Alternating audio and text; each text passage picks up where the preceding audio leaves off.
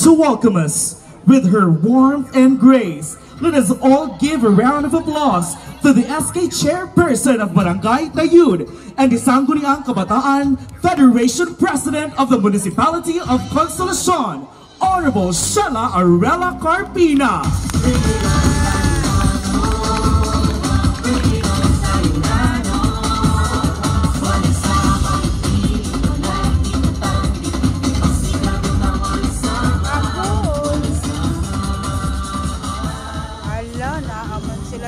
Thank you so much, Jade.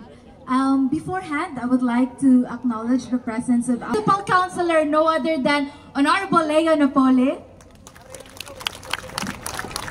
And also, allow me to acknowledge also the presence of our Sangguniang Barangay officials headed by our Nanay, Honorable Fe Cuyos.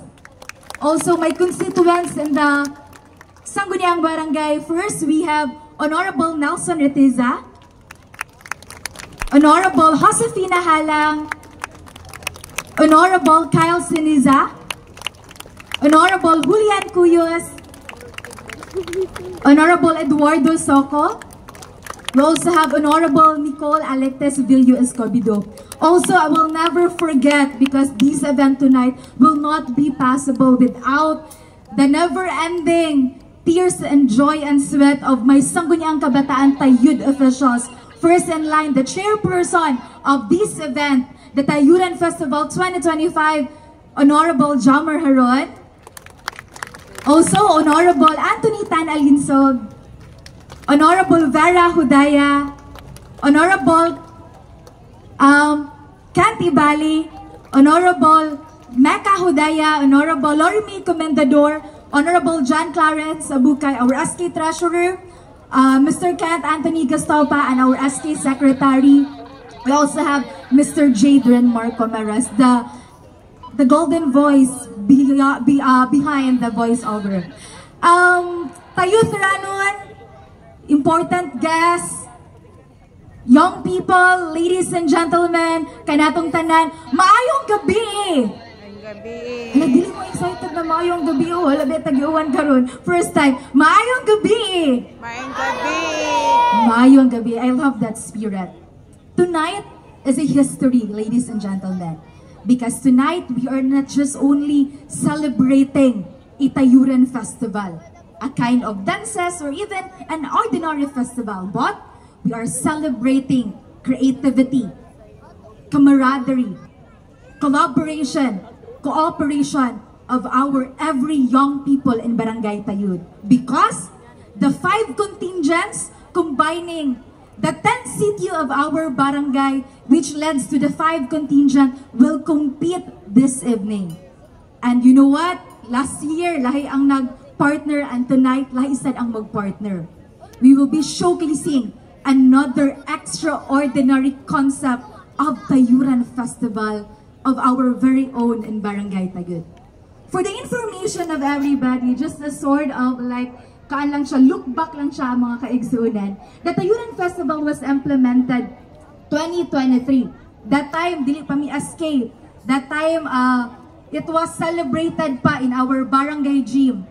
And the second Tayuran Festival last year, we celebrated it under the bridge.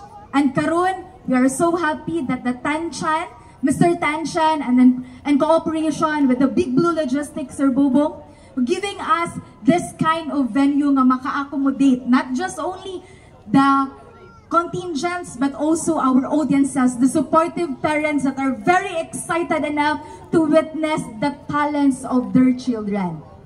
Tayuran Festival primary goal is to give especially the young people the heart of cultural preservation. And I know every year ginasulti na namo, why is it called Tayuran Festival?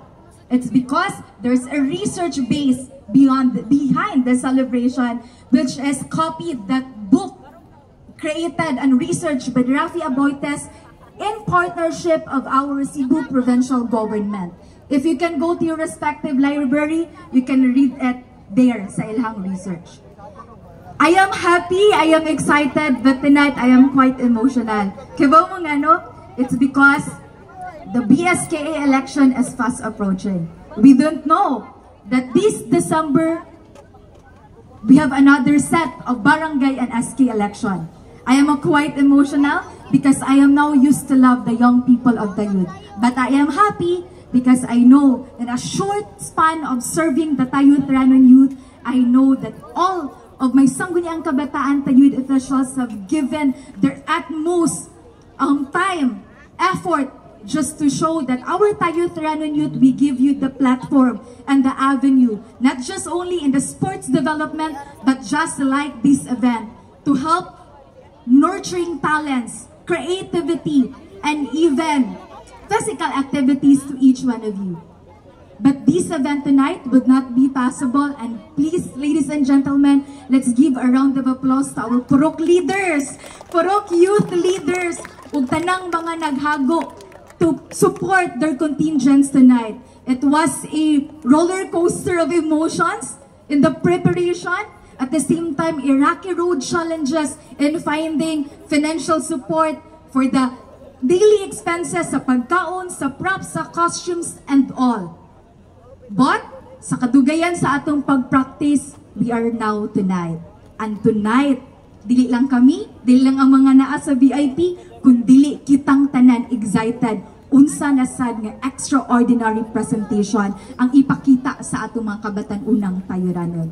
I would like to extend my sincerest thank you to the Sangguniang Barangay, headed by our barangay captain, Nanay Fea Coyos. At the same time, to our partners, we have here the Boy Scout of the Philippines, Tayud National High School, our guardians, our Purok youth leaders, our non-government organizations, even our government organizations who are partnering us, because it's not just only the Sangguniang Kabataan Tayud believe the talent of our Kabatan-unang Tayuranon, but at the same time, even ang ato ang mga government agencies and non-government agencies invested to every contingent, because for them, there's so much beyond of being a Kabatan-unang Tayuranon.